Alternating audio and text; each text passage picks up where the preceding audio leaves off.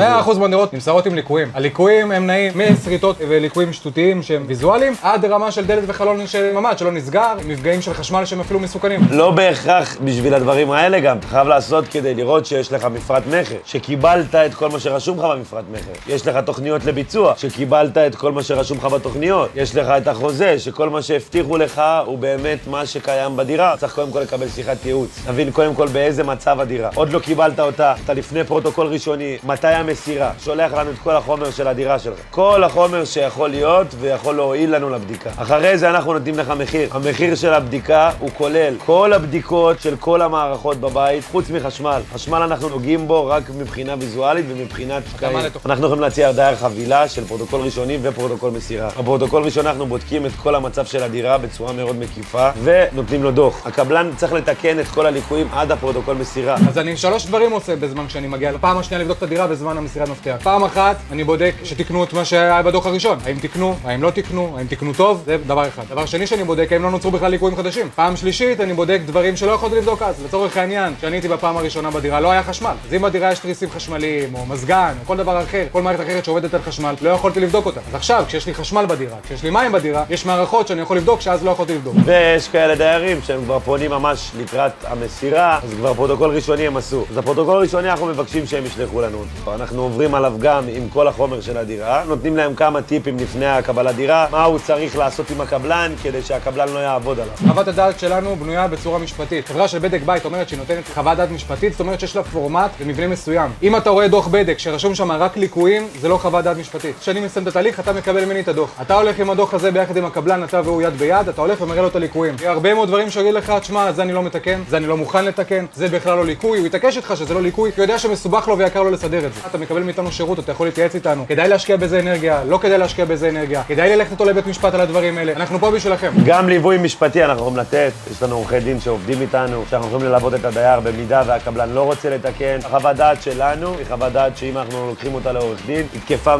לבית משפט. יש שם את המחירים, יש שם את הכל. דייר צריך להבין שהוא איתנו, אנחנו עוברים איתו את כל התהליך. לא משגרים לו את הדוח בבית. אם אתם רוצים לקבל את הבית שלכם בשקט, בשמחה ולסמוך על מי שאתם מקבלים, קחו אותנו, אנחנו נבטיח לכם שקט נפשי, אנחנו נבטיח לכם שאתם תקבלו את הדברים כמו שמגיע לכם, עם כמה שפחות כאב ראש, ונלווה אתכם בכל התהליך. הדוח שלכם יקבע את איך שתקנו לכם את הדירה ואיך שתייחסו לכם. אם הדוח שלכם יהיה כתוב ברמה גבוהה ומקצועית, יבוא הקבלן ויגיד אוקיי, אני חייב להתייחס לזה. כי אם אני לא אתייחס לליקויים האלה, בבית משפט אני אפסיד.